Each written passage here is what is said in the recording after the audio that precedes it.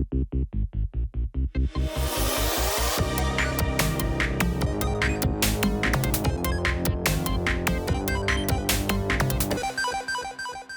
everybody to episode 64 of New Game Experience. My name is Juan Paulini and I'm sitting here with my co-hosts of choice, the one and only Christian Caroli. How are you, my friend? Doing well. Excited. Very excited. How are you, John Gantes? Pretty good. Cannot wait to go back to Sea of Thieves. Yes. This podcast has become like the standby room by which I force these two gentlemen to I do you remember those toys that those shitty toys that came with like Doritos before, where they were like a little hand that would stick? So that's me with you guys. Like you guys are stuck to the television. I'm just like, like get over here. So yeah, if we want to use like a more video gaming reference, Standing in between the ocean and ourselves. Fun. yes, If you want I to am be your poetic. I'm your obstacle to the seas. The ferryman. Yes, correct. So on this episode, we're going to be talking about two topics that we find very, very exciting. So one of them, we already had an episode where we kind of broke our own rules, where we usually don't talk about the news. However, sometimes the news are very big. In that case, where I'm talking about Activision Blizzard, we did an episode on that. If you haven't checked it out, please do. Now Sony has come with a counterpunch, although I think we will get into the nitty-gritty of whether it is a counterpunch or not. And of course, we're going to be talking a little bit about February's games, because it's kind of crazy how they've all kind of collided. All of these release dates have collided into a single month at the beginning, where normally we expect big releases to come out like further in the year, and now it's all amassed over here in February. So that's kind of weird. So let's begin with the first topic, which is the Bungie acquisition, the counterpunch that I was talking about. I'm going to read this thing that I prepared here just to give like a little chronology of events of Bungie's history with acquisitions and stuff like that. And then we'll get right into the topic. So that won't take no time at all. So Bungie, the creators of Halo, we're talking about, and of course Destiny. They had been previously acquired in June 19th, 2000 by Microsoft, for whom they developed Halo Combat Evolved in 2001, Halo 2 in 2004, and then Halo 3 in 2007. On October 1st, 2007, they announced their separation and leave the Halo IP in Microsoft's hand. However, after becoming independent, they still develop Halo 3 ODST in 2009 and Halo Reach in 2010. On April 10th, 2010, their publishing relationship with Activision Blizzard begins, for whom they develop Destiny in 2014 and Destiny 2 in 2017. Then, along with numerous expansions that kind of shape the games more or less, but they're still within those specific two releases. And then in 2019, the publishing deal between Bungie and Activision Blizzard ends. I believe this is like contractually they had just signed off for those many years, and they did not decide to renew that. I hear that is like on both parties, like they both kind of wanted out of this deal, but that can be sort of hearsay. So the publishing deal between Activision and Bungie ends, and they become the publisher and developer of all subsequent Destiny 2 expansions, which at that point, I believe the next one that they had in line was Beyond Light. Which is the Forsaken. Exactly. And now they're coming shortly with The Witch Queen, which is also something that we're going to be talking about in the February games, because it's kind of included in that list. And on January 31st, 2022, which was a couple days ago, literally, SIE, Sony Interactive Entertainment, announces their acquisition of Bungie for $3.6 billion. So, as I've said on the group, and I'll keep saying, the acquisition wars have begun. So, what do we think about this specific acquisition? We kind of covered the whole like generalistic aspect of this in the previous podcast that we did with Activision Blizzard. So I wouldn't want to like repeat ourselves, but specifically about this Bungie Sony thing. Let's go first with Christian. What do you think? I think that if it's like there's like rounds of comparison, And I think that last time we were like a bit harsh with Microsoft and the way of acquiring studios. So I'm gonna like start off by saying that I don't think that this is something that will benefit maybe Bungie in the long run. Like probably they're gonna like try to interfere. Like there's no way that you spend $4 million and then you just leave people do whatever they want. Like we know that Sony also has a way of like saying, okay, this is what you have to do kind of like next, and they have to pitch. And like the thing is like they have like really good studios that they're usually on board with crazy stuff, but sometimes I don't think it's gonna be like that crazy. That being said, they're a lot more hands-on than what Microsoft can be, what Activision was when they acquired all of these studios. So if they do this the way that they deal with studios like what's his face with the people from Blue Point, for example, or with Mhm. Insomniac, I think this can go like really well because the people from Bungie, like they always said that after the deal with Activision, they were like, don't expect any more expansions of the size of Forsaken, and they haven't done anything from the size of Forsaken until now with the Witch Queen, which is supposed to be kind of like a rework or of very fundamental parts of the experience and bringing like a lot of content. So I think that's going to be really exciting to see what they can do next. And here's kind of like my hot take from before, which was I don't think that Activision can do kind of like the next Call of Duty, but I do think that Bungie, whatever they're working on next, because they're working on a new IP, can bring the next big thing. Like it could be something different enough and cool enough and polished enough that like even if the launch fucking sucks, you could be like, okay, this is gonna definitely have a redemption arc kind of thing. Okay. Just to clarify, I forgot to say this before, but you kind of touched upon it. Bungie, supposedly, according to Jim Ryan and everybody at Sony, will remain an independent subsidiary from SIE and will remain multi-platform. Let's go over to John. Well, I'm honestly indifferent about this purchase. Like I don't have any. I mean, if it's totally good, no. If it's totally bad, no. That's what I mean with indifference. Like I'm first of all, I'm against all of this new trend. This feels like we're back into cryptocurrency, NFT type of bullshit. Like now it's the new trend to buy things. No, now it's console wars is over. Now it's like who buys who wars. Studio Wars. Yeah, studio wars or like corporation wars, monopolies wars, and so that's what I think is the bad part. Like I'm not really enjoying it. I know it's pretty exciting and it's pretty wow. Look, this big craziness is going on in the industry, but I just don't like it at all. Like I do think in being independent helps a bit more. Yeah, the funding is nice, and as one of these studios and the employees is nice. You give you this, let's say, safety for employees and etc. But creativity wise, I don't know how good will be. I don't know. I totally understand Sony movement here, or well, I honestly don't think this is a reactionary thing, and it's more than obvious it's not a reactionary thing from the Microsoft purchase of Activision. I think this has been on the in the talks for quite a bit of time. Obviously, like you don't spend that amount of money. Like, hey, I'm just gonna drop $4 billion like out of the back of my head.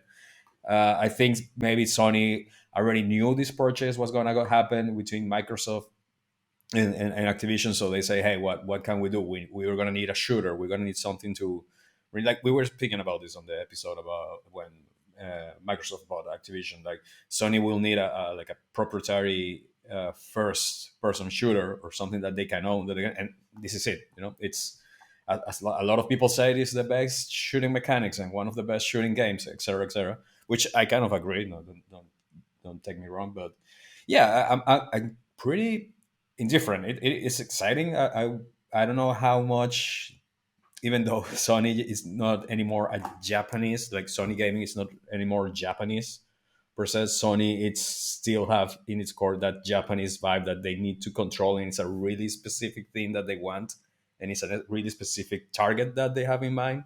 Kind of not as crazy as Nintendo, but kind of that. So yeah, it will be really interesting to see what's gonna happen with Destiny. Like, we're gonna have a Destiny without microtransactions, a Destiny or like a fully fledged developed That wouldn't be campaign, a Destiny. Destiny movie, John. because now of course not, but Destiny, Sony owns Sony Pictures, so now they have a studio movies. Man, are they gonna make a movie, a series with this IP? With The Rock as Of Zavala. course, Rock will be Zavala, yeah, or Vin Oh my Diesel, God.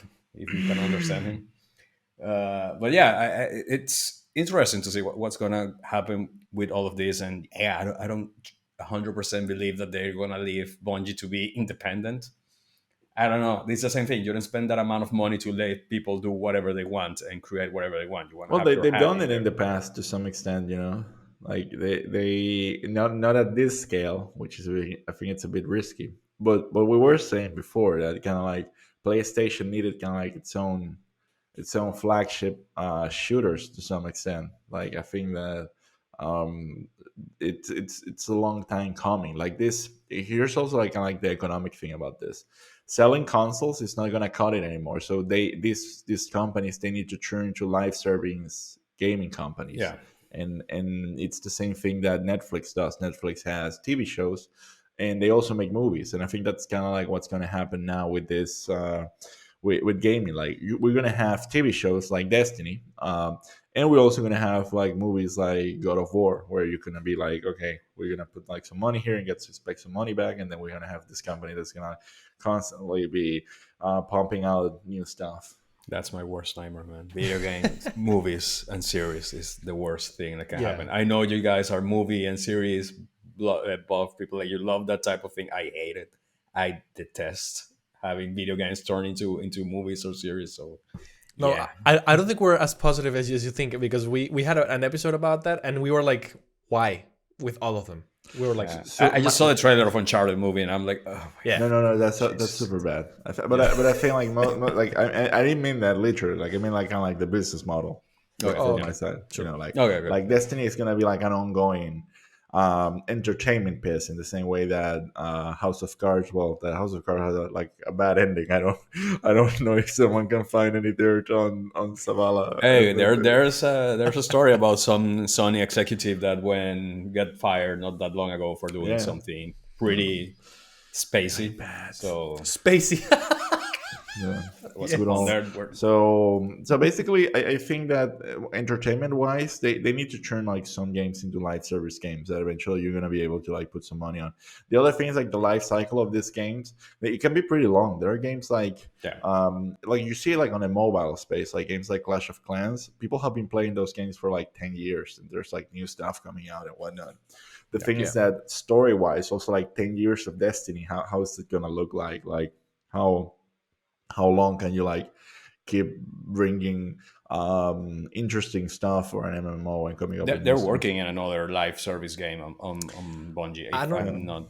I don't that's know what if they it's said, a, like, it's I don't know if it's a rumor live or- service game, but what they have very cryptically said up until now is that they're looking to expand the Destiny universe, and they said that before the acquisition. Like, we know that they're making like another type of game.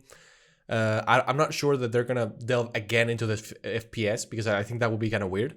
It would make more sense for them to like do other genres. I I mean, think they're good at it, so Yeah. they will. Yeah, Well, it's yeah, special. true. Like it's not like you can. That's a thing. Like for studios, like for example, Riot, they're trying to do that. Like they did, they did their shooter Valorant, and it's taking off. Like it's the And the first. spin-off of League of Legends. So I mean, They still so have far League of pretty Legends, well TFT, received, Legends of Runeterra, which is my personal favorite, but not the biggest one. Ruin like King, right? The Ruin Ruin King, King, the one that that turn-based, recently. I'm not sure like how. I'm gonna like check it out in Steam chart. That's my new thing in this podcast. Check out. For what I've seen, it was pretty well received. Like people actually enjoy it, and I can see why. Like they kept the same aesthetics and everything. Oh, some weird face there from So Christian. there are like only 800 people playing the Ruin King right now, Oh, but shit. it's not about. I mean, It's not a bad number. Well, how much people are playing League of Legends right now? That's a thing. When you Yeah. compare it with that, it's a bit underwhelming. And Valorant as well. So yeah. And just to now that we talk about movies become serious now, I need to retract myself because I actually did love quite a lot the origin. Well, it's not the origins, but like the Netflix League of Arcane, yeah, Legends yeah, show, yeah, Arcane. I honestly love that, and but yeah. just because there was no real people, and I guess that's pretty Hmm, good. hmm. Animation got to you. Yeah, I know. yeah, I'm So trying. I'm trying to find oh, like because like I mean, obviously the Ruin King was released and just having like 1,000 people playing it, it's a bit super underwhelming, I would say. But in general, like they're trying new things. yeah. yep. So at least there's that. I mean, I'm guessing like they have their own launcher as well, so there's no way of knowing. Okay, so Valorant reached on June 2nd of 2021, it reached 14 million active players. I don't know that's the thing with these metrics. Like you either have kind of like a real time API, how many people are playing it right now, or you really don't have an assessment. But I think it's fair to say like it's one of the most successful FPS launched recently, and it was a complete branch out from the lore of like League of Legends of whatnot. So I mean, I think that this like Bungie could do something like that, but I think it would be Yeah. cooler even if they didn't leverage on Destiny. It was like, hey, here's this new thing from us because we kick ass, and that's it. Oh yeah, I agree. I just think that they have already said that they want to do that. Like they want to Mm. expand, maybe with a series, maybe with an animated thing. I know John is a big fan of the Destiny lore, and it's like a very rich lore, a very good I listened like to a extremely- 4 hour explanation of like everything. I have to Yeah. say, My name is Beef on YouTube. If anyone wants to check, Yeah, that's yeah. one of the lore masters, the Vadivigia of Yeah, Destiny. exactly. So yeah, it's incredible. it's I have amazing. to say that It's great. it's pretty wide. It's emergent lore that I don't know. I think in general it's kind of like a cool. It's a studio that I see like I just played Halo, and I'm not gonna stop comparing them because it's kind of like Halo was kind of like the brainchild of Bungie at some point, and it's such like a different tier of everything. Like one compared to the other.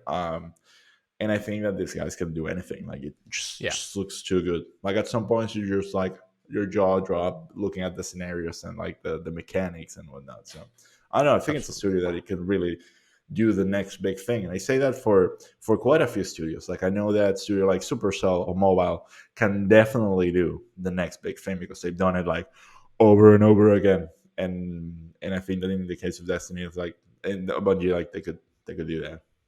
Yeah, absolutely. So what I think about this whole thing, just to sum up, I agree with what you're saying. I think that this definitely covers one of Sony's gaping holes. They don't have a shooter. They have not had a shooter for an entire generation. The last shooter we got from Sony first party was Killzone Shadowfall in 2013, like as a launch game for the console. And that is what kind of has them in this rut, which is kind of a weird rut to be because their games are such high quality, but they're still all third person action games. Like mostly, at least not 95% action, third person action. And diversity is a good thing. They don't have anything that is multiplayer in their first party. They now do, and that is I think positive because they needed that. However, there are a couple of talking points that came up as I was writing this, and it is that one of the things that is always commended of Sony is that they don't really go and buy people. They go like they build these long-standing relationships with studios. They and buy talent. Exactly, and when they buy someone, it's because it makes sense within their history and within their IPs and everything. Like for example, when you think about Insomniac, when you think about the acquisition of Sucker Punch, like they always do these second-party relationships that then evolve into an acquisition and then become a first-party relationship. In this case, it's totally the opposite. Here, they pulled a Microsoft where they went and bought somebody who, I mean, you could say that Destiny is kind of Sony. Like Destiny has always been, PlayStation has always been the home of Destiny, in the same way as Call of Duty has been for the past two generations. However, I wouldn't say that, like, when I think of Destiny, I don't think of PlayStation necessarily. Like, it's not that closely related, in my opinion. However, I mean, it makes more sense for Sony to buy them than for Microsoft to buy them, because I think that they're both on where you get the most amount of content and also the audience. I believe the audience is probably split among PlayStation and PC, and then like a very small fraction would be on Xbox. That would be my guess. One thing also, they removed the Destiny expansions from Game Pass. They did. The war has did. begun. Yeah, exactly. When you think about these things retroactively, it all makes sense, like why these things happen. However, when the deal was made, we would also assume that Sony had not approached Bungie yet, which I think that was last year or something like that. So yeah, like this thing has probably been in talks for like mid 2021 or something around those dates. It would make sense for that. Also, to be fair, it totally makes sense to pull that off from the Game Pass catalog, because you really, when you're making like such a massive DLC, no expansion, like DLC. Yeah. What am I? 1992, which is coming in February. It's like you really need people to like buy it, and like if they have a gazillion content, because like I jumped in when it was like kind of like the Game Pass stuff, and it's just insane the amount of content. Like there's no way that you're gonna like reach the Witch Queen without like sinking like at least 60 hours of content before, which is what I had to do. Absolutely. And another question that pops up when we're talking about this, talking about Xbox versus PlayStation, is the exclusivity question. So this, I think, is very confusing, because we have, from these different companies, very different business models within themselves. For example, we have a business model like the Mojang. When Microsoft acquired Mojang I don't remember when that was, but that was years ago. They still kept Minecraft in PC. They still kept it in Switch. I think it's in Switch. Yeah, they still kept it in mobile. They still kept it in PlayStation. So they kind of bought that, and then nothing really happened with that acquisition. I mean, the only thing that happened was where the money is now going is different. And then they acquired Bethesda, and we kind of think that they may pull something similar, and they don't. They say initially that they're gonna they don't want to take games away from people, but then they announce that their like future Bethesda games will be Xbox only, which kind of makes sense. But it makes sense for the move that you're making, but it doesn't make sense when you think about the past of what moves you've made in the past. With Sony, it's the same. With Sony, we have like a mirroring effect, where if you were to tell me that Sony acquires anybody, I would say that that's like automatically exclusive, because they've always done that. They have always like done like acquisition, and then like you can't you say goodbye to that studio if you're an Xbox player forever. Here they did the contrary. They did like they purchased someone, and now Bungie is a first party kind of studio, even though they're independent or whatever that's gonna mean. I think that that is kind of marketing talk to me, because I don't really know how much independence they're really gonna have, including what Phil Spencer always says with Bethesda and now Activision. Like we'll see how independent they really are. But like my question was, when I was seeing all the news and everybody talking about it, was what does this mean for a PlayStation gamer now? Like, because so right now, like we've always had Destiny on PlayStation. Now Sony owns Bungie. Nothing's gonna change. Like that's what where my mind goes. So how do you think it's gonna change? Do you think it is gonna change at all? Let's start with Christian. I think that, I mean, you don't spend $4 billion and then nothing changes. Something will happen from this, and hopefully will be that Destiny will be bigger than ever. And I'm sure that multi-platform film with like it will still be multi-platform, like in the sense that means a lot of things. It means that it will still be on PC, for example, and on Sony it could be. It could True. also mean that it will be everywhere and it will be available, and there will only be kind of like a time exclusivity for PlayStation or whatnot. I mean, but the most important thing I think is that whenever you buy a Destiny expansion, Sony is gonna get 100% of the money. When you buy it on Xbox, it's still gonna get 70% of the money. So it's a lot of real estate. And also this, if something, Destiny is known for something, and it's like taking up time of the players that, you know, Yeah. that decide to defend the galaxy. And these guardians are willing to spend a lot of money, so they're very very expensive users. Like, they're really profitable. So I think that as a business decision, it's a good one. Like, it's Yeah, it's definitely. definitely it's definitely good. I think that when you compare that example for games like, in the case of Blizzard, those are also like really faithful and loyal users, the ones that are still playing those shitty games.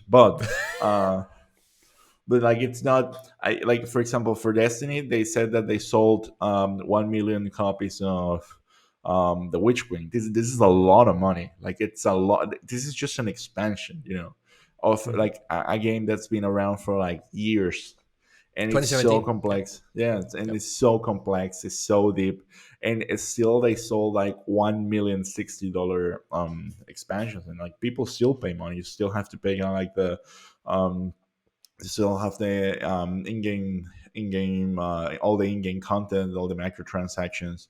And in general, when you get into Destiny, you can, it's still a part of it that is free to play. So I think it's just really cool, the fact that they going in, like like that game's still thriving.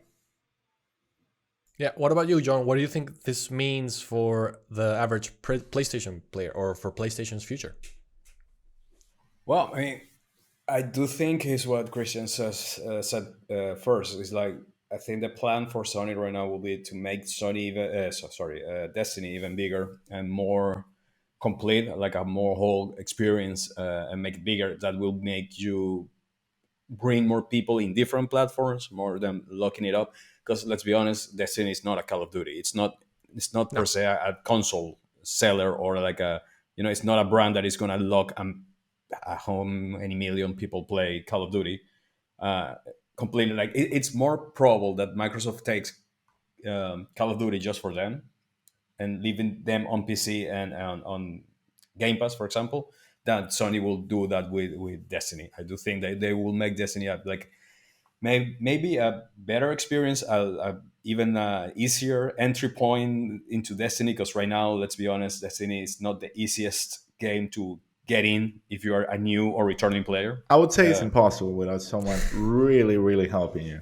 I would yeah, go as far as that. yeah, I was reading because I was like, the Queen expansion really caught my eye because it's a point in the lore that I was waiting for a long time to happen. So it's happening right now, and I was thinking into coming back, and I actually downloaded the game, and I was checking everything, and I was like, even me that I know the lore pretty well, I was extremely confused on what the hell is going on. I don't understand nothing. Well, you What need is to going on? pay $60 to understand that.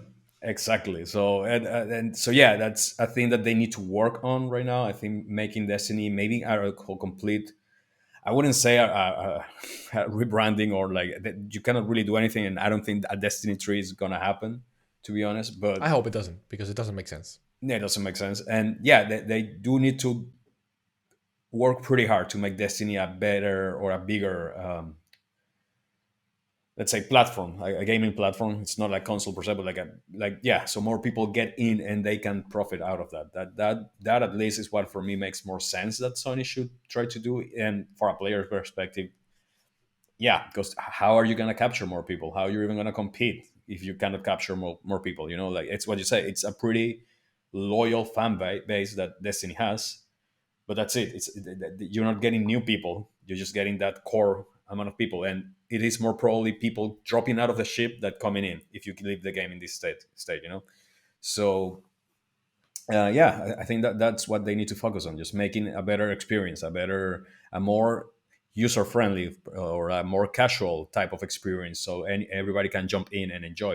Maybe, even though I hate it, and yeah, make a Destiny battle royale, a free to play type of style battle royale for the Destiny, to capture more people, and then you leave like the core experience, even lock to PlayStation if you want to. Like if you want to do something like that, maybe it could work. But yeah, I think it's more than obvious that nowadays shooters needs to be free to play. I think that's been proved by Warzone. It's been proved by Battlefield not having one and failing, apart from other stuff like failing into make it Yeah, into when the a game is shit, profitable. also doesn't help. Exactly. So there's other factors on Battlefield, but if they would have made, for example, like Battlefield 5, it was a pretty decent game. You can hate me, whatever, I don't care. But if you have made that battle royale free to play, Battlefield definitely will be in a different position nowadays than what it is. It will be competing pretty strong with Warzone. So yeah, that's maybe a business model that they are thinking. I mean, we know that a lot of games are going to go battle royale. There's even already like a rumor, which is not a rumor, it's pretty much true, that Halo is going to become it's going to have a battle royale mode too. So yeah, I think that will be the next step. Honestly, like maybe that's the thing they need to do. Money has money has the Sony has the money to help Bungie realize that and make it a reality. So yeah, I mean, Let's let's hope. go. Yeah, exactly. Yeah. So I have a couple of more questions for you guys. One is this is the first time in history, I think, that one studio has gone from Microsoft's hands to independent and then to Sony's hands. Like this is very weird. Sold out. And no, I mean, Sellouts. Turn clothes. you know, they do what they need to do to maintain their company and everything. The thing that confuses me is that they fought so hard. Like they got acquired by Microsoft in 2000. They separated in 2007. They went into this probably like deal with the devil with Activision Yeah. for so many years. They get out of it in 2019 and now they're going to be acquired again. It's like, why? Like to me it doesn't make sense because, well, yeah, sure, but I mean, is it a thing They're that called Bungie, so it kind of makes sense that they just like get pulled over to another true. company. Yeah. I think that that's even like a good thing because it means that they've learned a lot. Like it's a studio with a lot of experience on like Mhm. what it means to be in a good position. So if they got acquired, or there was like this polishing deal and it sucked for everyone, I think that this is their opportunity to be like, okay, now this is gonna work because now we know what we want. We definitely know what we want because we've been in different positions. And at the same time, I think that the deal that they had with Microsoft, probably, I think it was kind of like back in the day. I mean, we were like super young, so probably we had no fucking idea what we were saying. But my intuition as an internet historian is that Microsoft wanted to kind of like build this empire of Halo games that no one like really wanted.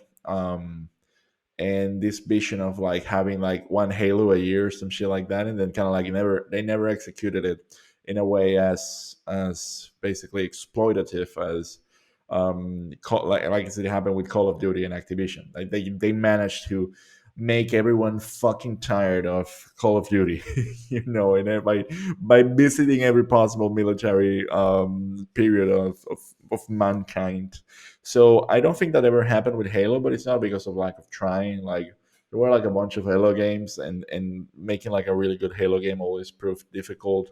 It, and also Microsoft doesn't have kind of like the expertise that Sony has of acquiring like really good studios that can execute.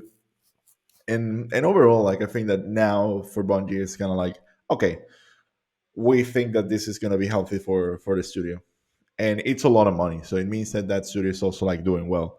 Like $4 billion is a lot. That means that, you know, Destiny is probably also like making a good cash as well. So Okay.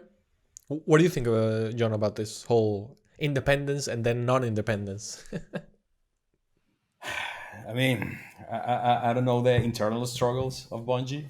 Uh, I don't know what's going on in there. Like I don't know why all these they. I'm just gonna go with the, let's call it innocent, or like the wishful thinking here. I think there's a bunch of really talented people with a lot of ideas and a lot of things that they want to put out. They just are kind of lacking the funding for the. Not saying that Bungie is not a successful studio, because we know they made money, but not to the point that they can how you say that, like develop all these ideas and put it into a game. So I think this is just like a, let's call it company hopping, just to see how they can fund this type of ideas. And maybe now Sony is the one, it's the miracle one that will allow them to actually make everything. Because I don't think Activision, I think things started to go to shit with Activision about all the monetization and everything happened with Activision.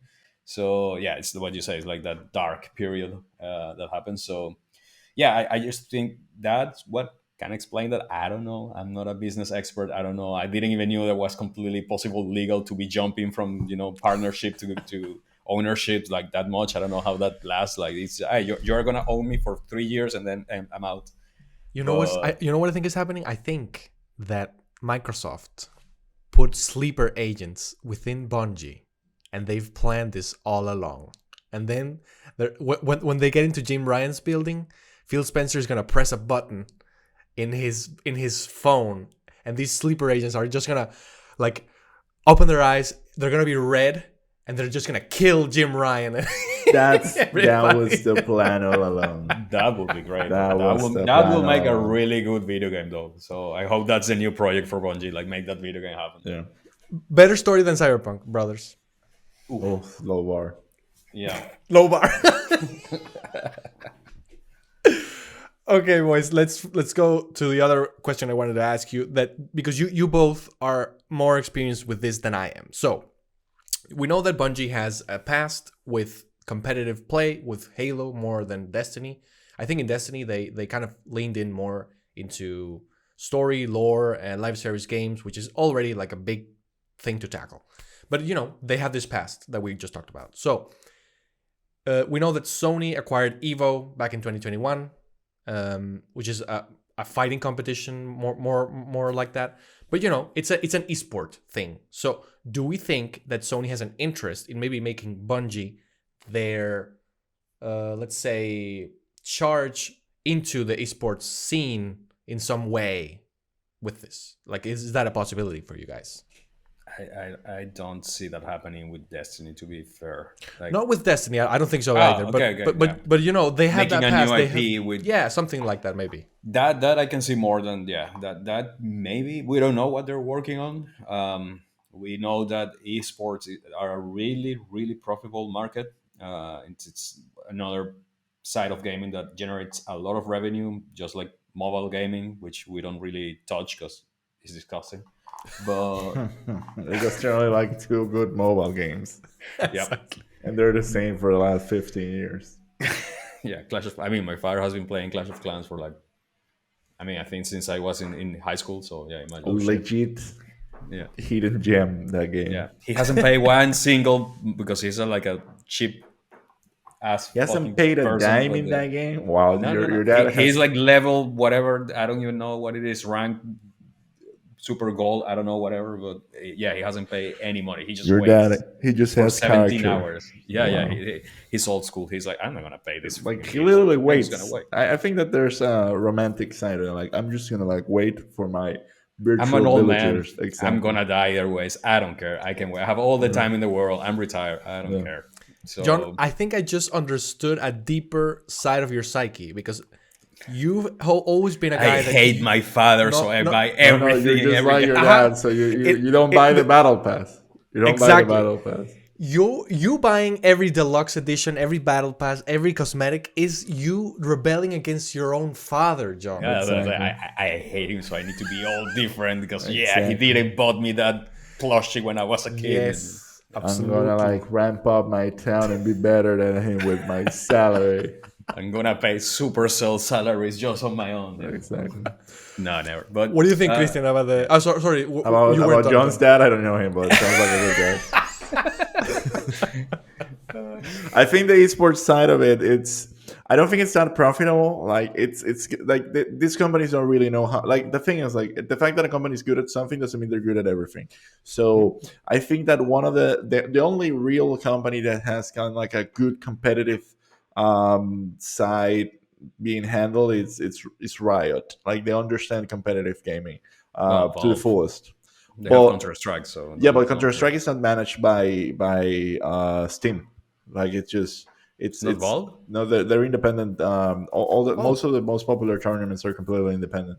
Oh, well, cool. Like they don't really give a shit. They just make the game. Like that also thing. It's kind of like the magic of Counter Strike. They just make the game, and that's they it. don't care, like whatever. They don't care. I mean, they care, but like in a way that they care that the game is good, which I think it's kind of like the underlying success formula.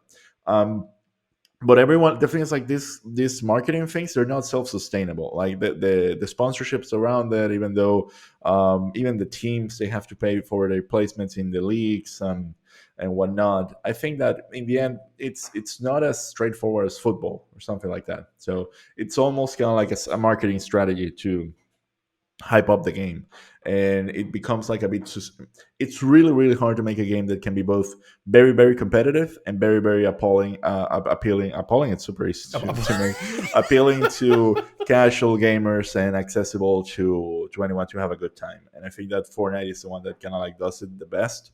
And you still see people, like when people are the happiest in Fortnite, sweats and competitive players are like, fuck this game, I shit on every single shotgun ever designed for this crap and stuff like that. So it is hard to like do both things. And also we have seen companies completely mismanage their competitive areas. Like I was a huge Hearthstone competitive fan, to the point that I literally went to the Hearthstone World Cup on Amsterdam when he was there, and saw people play. I didn't participate, of course, uh, but I went there and I saw, wow, what a show! Everything looked like a tavern. It was well organized. They had like the people there, and then people would, like, competitive players would also have a career in streaming, and it had like really good numbers on Twitch. Like the last World Cup had hundreds of thousands of people watching that, especially that edition. And then they sold the rights to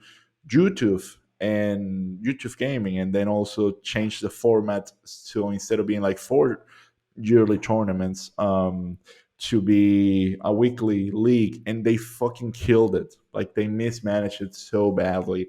The same thing for the Overwatch League. They killed the Heroes of the Storm League from one day to the next. I don't know, like it just, this is kind of like very fertile grounds, and they're very new, and a lot of people are trying to do like kind of the same things that are done in sports, and it does not work that way. So Yeah, so I don't think that Sony really has a hold of like the competitive scene. Okay, cool. Well, guys, I have nothing to say here because I know nothing about esports. I just made If you those want to start an connections. esport, copy League of Legends. That's what you need to That's do. what you need. League of Legends has more views, I think, more or the same views as the Super Bowl. Like it's insane. Like it's just crazy. If you put China numbers, for sure. Yeah, Exactly. I mean, I'm talking worldwide, of course. Like Yeah. the world's League of Legends worlds, as an ex-rehabilitated League of Legends player, and like, let's call it enjoyer of the World's Cup of League of Legends, I can attest that those were insane. Like those were G2 Army right here. okay.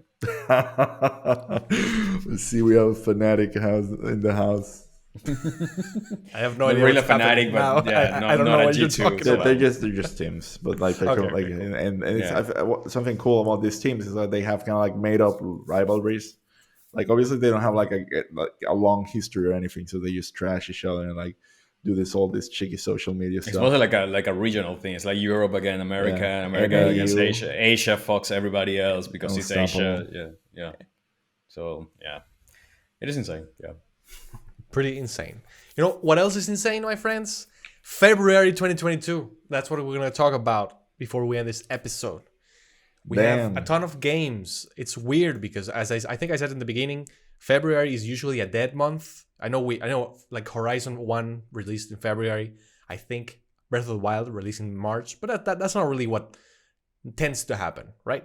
We're used to like holiday season. We're used to like summer. We're used to like September being like the big months. So I'm just going to read here the games that we have.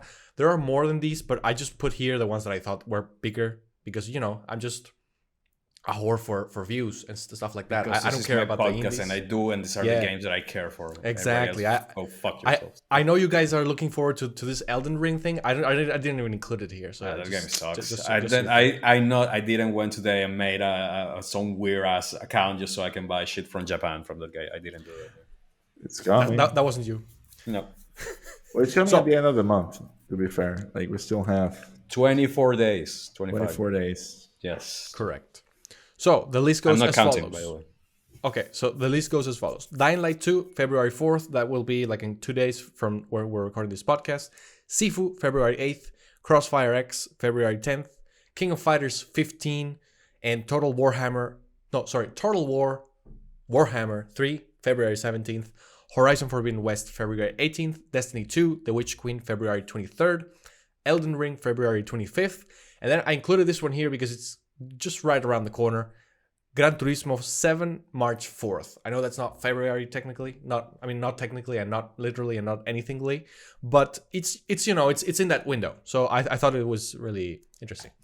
So this is crazy. This is very interesting. What do you guys think about this lineup? What are you guys interested in? Let's begin with John for a change. That's gonna be a lot of money spent from my side. That's what I can tell you. Like I already spent a lot of money. No, I haven't pre-ordered anything yet. Just Elden Ring. I'm trying to be a bit more, I say, responsible, adult, Cautious. I don't know what conscious. Yeah, Cautious. yeah. So a mixture of those words, which everybody knows that it's not gonna happen.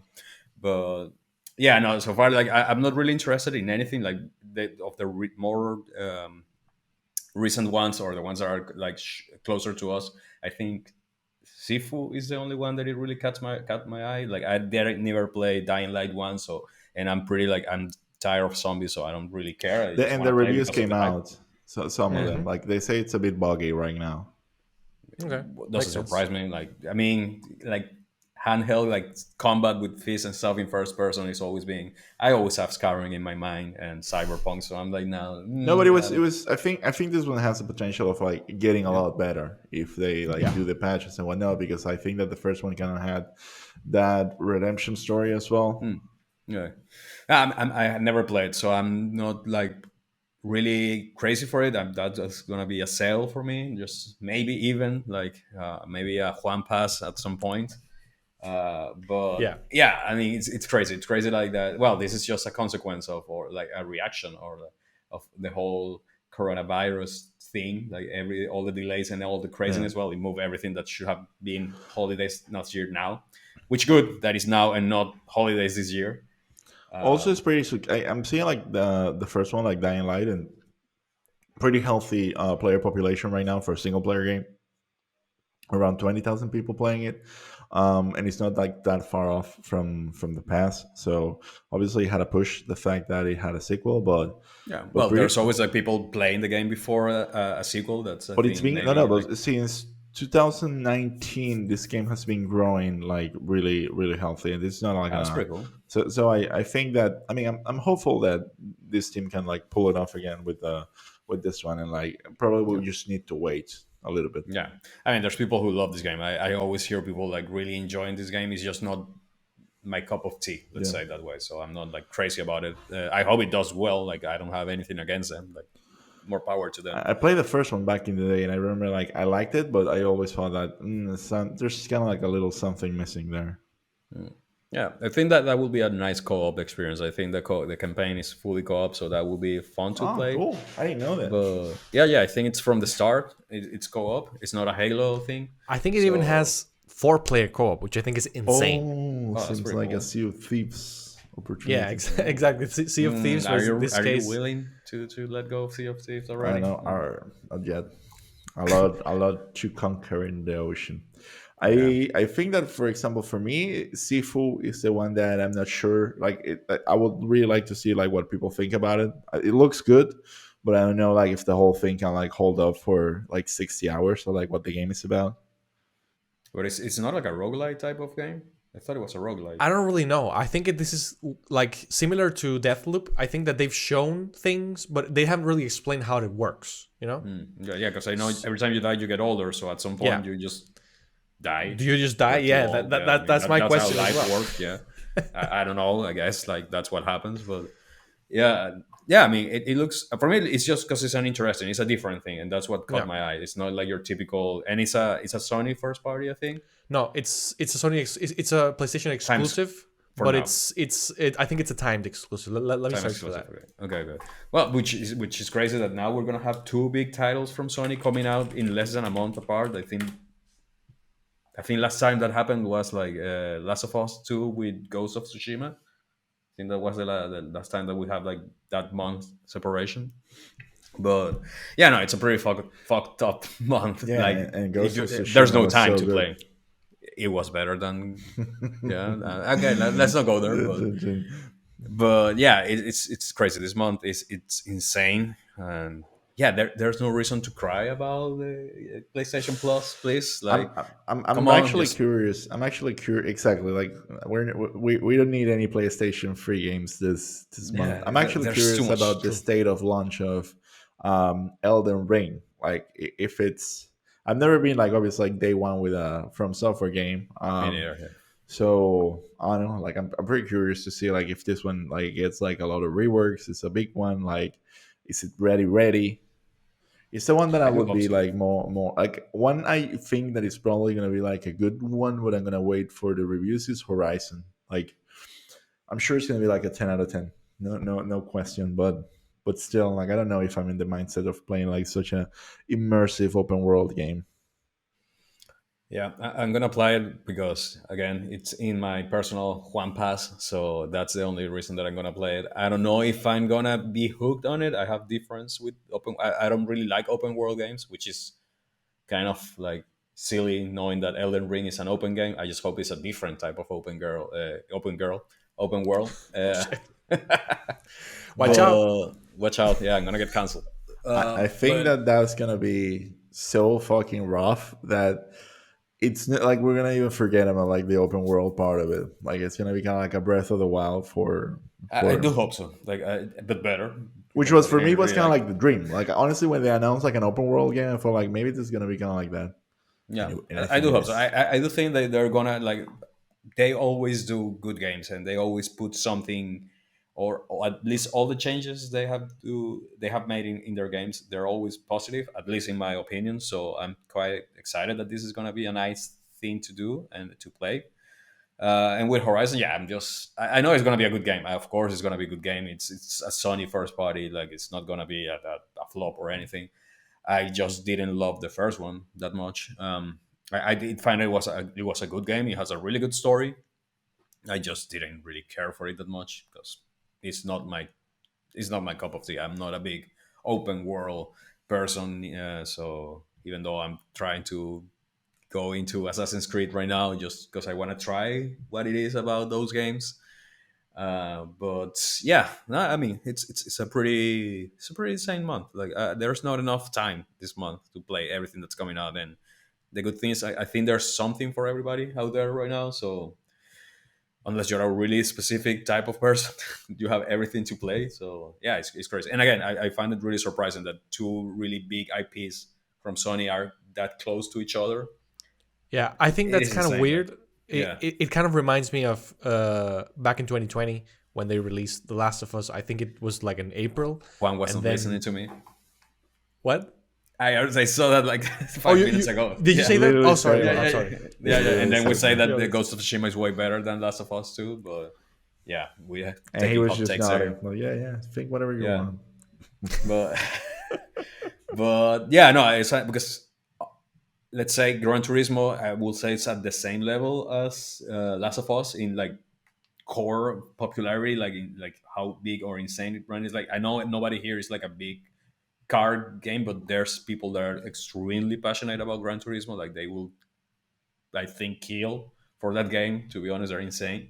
So yeah, I'm just find it crazy that they're releasing these two iconic IPs, especially because they're not new IPs, they're known IPs too close to each other. Back in 2020 there was like a new IP with a already known one, so now it's like you're dropping two bombs there. yeah. Of course, just a reaction to the purchase of Microsoft, so that's why. Yeah, exactly. The date has been there for months, but it's a reaction to They the knew, they Microsoft. knew. They have insiders as well on Microsoft. Let's just say, like, they had this corporate espionage going on all the time. So Oh my god, yeah, so funny. So yeah, I think it's definitely gonna be insane. I am personally only interested in Horizon, which I already pre-ordered. It's on the One Pass. Elden Ring, which is the one that I'm a little bit like, I'm not concerned that that's like an exaggeration. However, From Software is not known for their technical prowess. And this is going to be a big game for them. They already did a stress test back in with the beta with the I think it was the in January. network No, last year. test. Mm. And you know that those things help, but these things, like the biggest test for the game is going to be when it launches, and so many people, like, this has been the most anticipated game for like 2 years in a row for the Game Awards, which I know is not the best indicator, but it still means that it's anticipated, so it's going to be a lot of people playing, millions of people playing. So I just hope that From Software's back end can handle it. I trust them, but I'm wary because I know that that's not their strength. That's all I'm saying. And yeah, Sifu looks cool. I don't really understand how it works, so I'm not yet, like, it's not a game that hypes me. It's a game that interests me. You know. Yeah, it's a different game. That's Exactly. the main thing. Dying Light 2 is also a game that I really enjoyed the first one. I thought that I hated Dead Island. Hated that game, which is by the same developers. This one came out in a time where there wasn't anything that interested me for the PS4 back in 2014 or something like that. So I picked this one up, and I was really impressed because the parkour was really fun, the crafting, the blah blah blah. Like, it was a really cool game at that time. So this one kind of has me a little bit interested. I am gonna wait for a sale or something because I'm playing like Persona right now. Horizon is coming, Elden Ring is coming. I get stressed when I have so many games waiting for me, so that's for later. But yeah, like Gran Turismo doesn't interest me in the least because I'm not a car guy. Destiny 2, I hung my hat of Destiny years ago, and I just admire it from afar right now. And the other things, like, I mean, Crossfire X, I kind of wanted to play the campaign, but not enough to, because I think that the campaign, you have to buy it. Like, the only thing that's included in Game Pass is the multiplayer, and I don't really care about that either. So, but yeah, the only thing that I would ask you guys with this is, like, I think it's kind of a bad idea to compete with Elden Ring. And I mean this for Gran Turismo, I mean this for Horizon, King of Fighters. Like, it doesn't matter that it doesn't share the genre that you're in. Like, competing with Elden Ring is a bad idea. So I think that, like, the only ones who did a good job in that sense were Sifu, because I don't know if you remember, but they were originally gonna come out like in February 18th as well, and they pushed forward the release date, something that we don't really see that often because of Elden Ring. I mean, they didn't specify, but it's kind of obvious. So what do you guys think about that? Just to finalize the topic. I just gonna say there's a lot of people hating on From Software. Like, that's a thing that there's a lot of people who doesn't like From Software games. Sure. And so I don't think Elden Ring will impact in any form Horizon release and Gran Turismo release. I think Gran Turismo has already, the people who like Gran Turismo, they already probably pre-ordered the game. They have it, so that's locked. They probably already have the numbers for it. Horizon, it's just two different things. Like, if there's people like us, probably bought both or just bought the one they care. So I don't think they really gonna impact each other.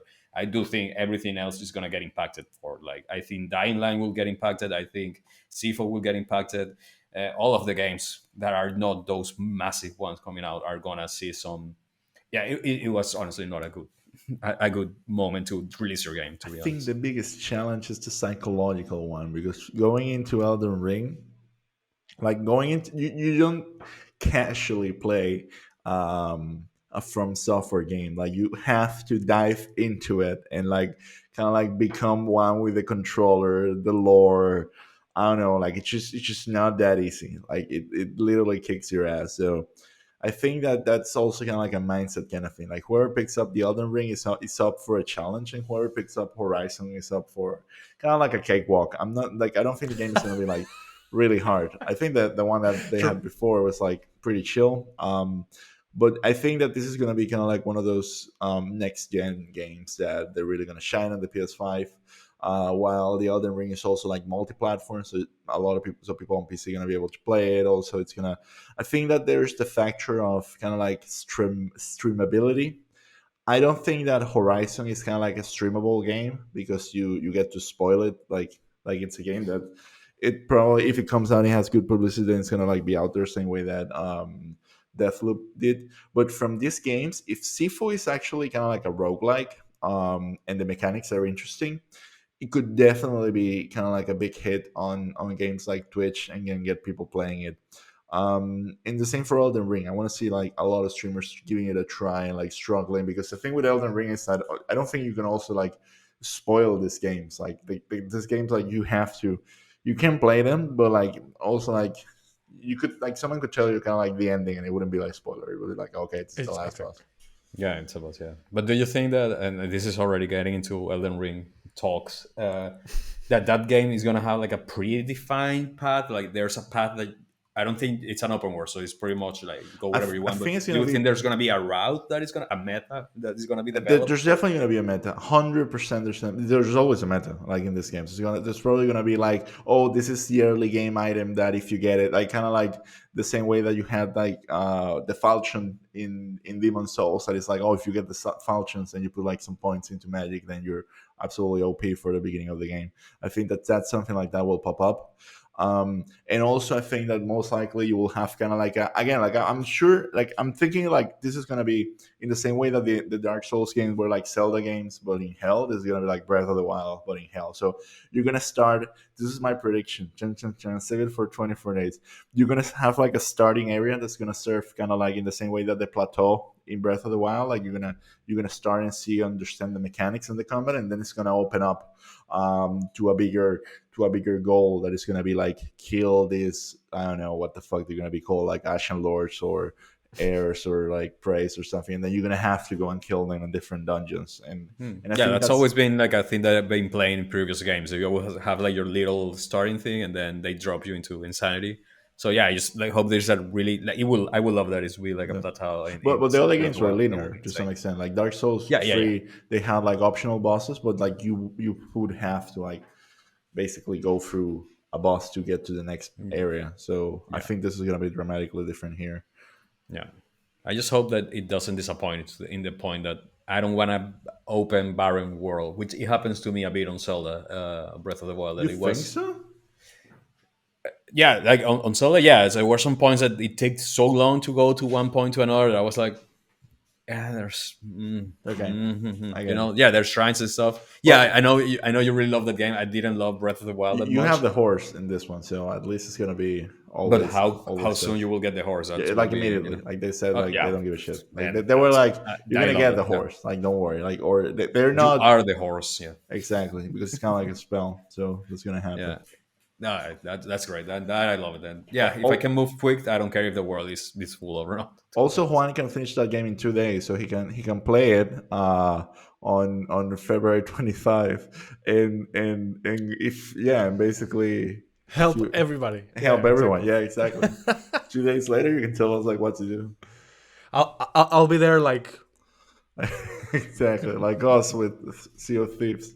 exactly. Yeah. By the way, just to document everything that has happened with the Sea of Thieves, John and Carlos and some I think it was just you, right? It was the Who two did of the them. I left uh around Oh yeah. 3:30 a.m. and they didn't go to sleep that day. I woke up at 9 to work, and they were like, "Come join us," and I jumped in for a while, and then I was like, "Wow." Yeah, and then I collapsed around 11, woke up at 3, and then by 7 p.m. I was already We playing. were back playing kind of like a Yeah, legend quest that a friend of ours like was like, "Hey, I have this amazing quest that they only give like once a year. You up for it?" And we are like, "Fuck yeah!" And we yeah. fucked it up by the way. They didn't end up good. Yeah, I'm oh still my sad god. about it. This game is that good. yeah So Yeah, it is. It is. console seller. Yeah, totally. For me, Absolutely. it is like, if I ever had any regret about buying a Series S, that this game just took everything away. I don't care. I will buy it again. I will buy two, just so I can play in the bathroom. Yeah. You heard it here first. Okay, so normally, unless you guys have something else you want to say about the February Bonanza, February Games Fest. Yeah, just try to get some sleep Okay, if you can. exactly. Take those survivalist recommendations from John, because he has experience, as you already heard. Yeah. So normally we get into a section of the show where we end with saying what we're playing. However, we recorded the episode that's going to post after this one a couple of days ago. So I don't think much has changed. So do you guys want to just skip this version, or do you guys have something you want to talk about? No, we just played Sea of Thieves. So Sea of Thieves. it's- That's gonna be, I think, a recurring thing until at Exactly. least Elden Ring. I think that's gonna be a drop Yeah. for a couple of. Well, in my case, I probably might 2 jump weeks, into the and Witch then- Ring, just FYI. So probably gonna see like how that pops up. I'll wait for your review, and then I'll see if I just want to see how easy it's gonna be for me to actually go back into level and be able to experience the content. And if not, I'm just gonna go YouTube and give me the lore. Yeah, I think that's probably what you're going to do, because, you and I are kind of burned out on Destiny. I mean, Yeah. when you think about the lore, it's exciting, but when you go into it and you just have the PTSD of things you did so many hours, it's just weird. Yeah, but it's still like there's still this thing with Destiny that I have a really fun. It's like those moments of wow, what's going on that sometimes happens. It happens in the what is the expansion that was on the moon? The keep. Forsaken. No, For, something. Yeah. Forsake, no, it wasn't Forsaken. It was Some- And also after something Forsaken. keep. Shadowkeep. The Shadowkeep one. Like I remember that finally. Well, I mean, I don't. This is not a spoiler. If you didn't play that, like, I don't care. But like that, you see like the pyramid ship at some point. That moment for me was like, it's happening, man. Like this is actually freaking happening. Like we're gonna see Savathun is coming. It's I was coming. like, I was like throwing things, and I was like, and I played that in Stadia, and I was like, yeah, okay, cool. But that was those moments I do miss, like those moments of Destiny that are like, again, I'm a science fiction crazy person. Like I love all these type of things, and the art direction Destiny is so good that they give you those moments that sometimes they're worth the pain. I was So- doing like the Beyond Light raid, and then the Gaetano, the friend that was kind of like guiding us, he was like, check this out. And then at some point in that raid, like someone pops up out of a kind of like a coffin or something, and he's like, this is a big reveal. And I was like, I don't know who the fuck this guy is. I'm sorry. It's like, well, this was kind of like a huge thing that everyone even kept kind of like a secret even until you play the raid, because it's kind of like a big guy that you thought he was dead. And it's like, oh, okay, well, can we kick his ass now, please? It's 2 a.m. Yeah, I will have been probably losing my mind. Don't tell me who it was, but I will probably lose my mind there. I think I know who it is. I think I know who it is. I don't want to know. So, yeah. Okay, guys, if that's the case, then this is where we close the episode. We will see you next week on another episode of New Game Experience. Please See check you out in the Sea of Thieves. hammerspacepodcast.com, which There is you go. Christian's podcast. Please subscribe if you've enjoyed this content and want to continue doing that. Enjoying it. I don't really have anything to say about John. I mean, he's over there. This is my only thing. This is my only online thing. So yeah, Yes. if you want to see me, yeah, keep watching the video. Yeah, keep watching the video, Put it on subscribe, repeat. share it with a friend. So keep this whole thing rolling. And yes, we will see you on the next episode of the show.